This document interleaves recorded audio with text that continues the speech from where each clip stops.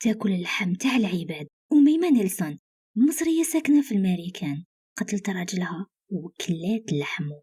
قضية أميمة نيلسون غريبة لدرجة تلحقوا يديروا عليها أبحاث ودراسات. مرحبا بك في قناتي، واسمني كاتي، وهذه هي الحكاية تاع اليوم.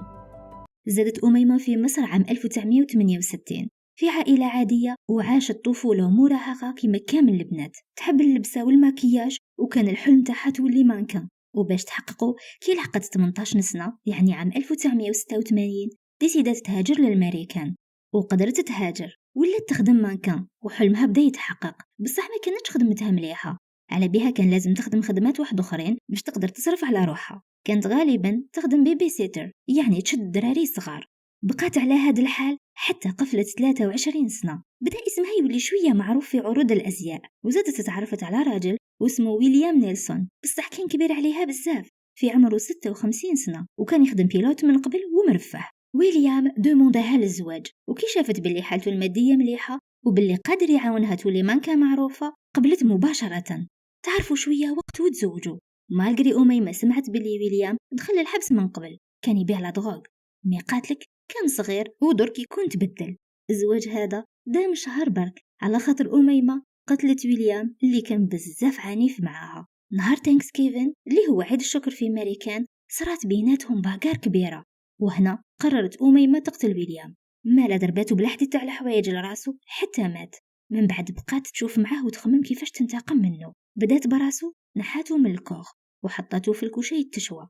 من بعد قطعت له يديه وغلاتهم باش يروحوا لهم البصمات، وقطعت الضلوع ديالو وشواتهم وكلاتهم بلا صوص باربيكيو، والباقي بدات تحشي به الداندو تاع تانكس كيفن باش تتهنى من الكوخ.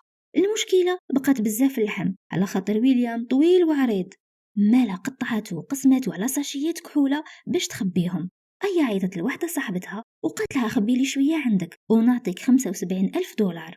صاحبتها اللي ما كانتش عارفة شكون الميت أصلا عيطت للبوليس وقاتلهم. جاو لابوليس يجروا وحكموا أميمة، وكي دخلوا للدار لقاوها معمرة باللحم مقطع، شوية في الكوشة، شوية في الفريجيدار، في الكونجيلاتور، في البيوت، وما كانوش عارفين هذا اللحم تاع من. حتى صحاب ويليام قالوا باللي عنده 5 أيام ما بانش. وسائل الإعلام ولاو يهدروا غير على هذه القضية، وأميمة في التحقيقات قالت باللي كانت تدافع على روحها، وباللي ويليام كان بزاف عنيف معاها في كلش وكان يدلها.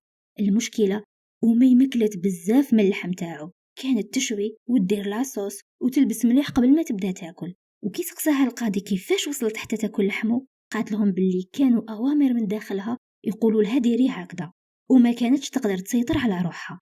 التحقيقات بينت باللي صح ويليام كان بزاف عنيف وعنده أمراض نفسية، وكاين ناس شكاو به من قبل ومن المعامله تاعو. وأميمة تانيت بان باللي كانت تدور برجال كبار عليها باش تبروفيتي منهم ومن دراهمهم. حكموا على أميمة بالمؤبد، وشحال من مرة تطلب العفو وما يقبلوا لهاش، على خاطر الأطباء صنفوها باللي لي رياكسيون تاعها ماشي متوقعة وتقدر دير حاجات غراف. وداروا عليها دراسات في علم النفس وعلم النفس الإجرامي، وعلى كيفاش يقدر يلحق إنسان يدير وش دارت، وداروا عليها تاني شريط. في رايكم أميمة نيلسون شريرة ولا مريضة نفسية، ولا كما قالت كانت قوة ماشي معروفة تحرك فيها من الداخل خلاتها تقتل راجلها وتقطعه وتاكل لحم؟ إذا عجبتك الحكاية ما تنساش تدعمني بلايك وتعليق، وباش يوصلوك القصص الجايين أبوني في القناة وفعل الجرس.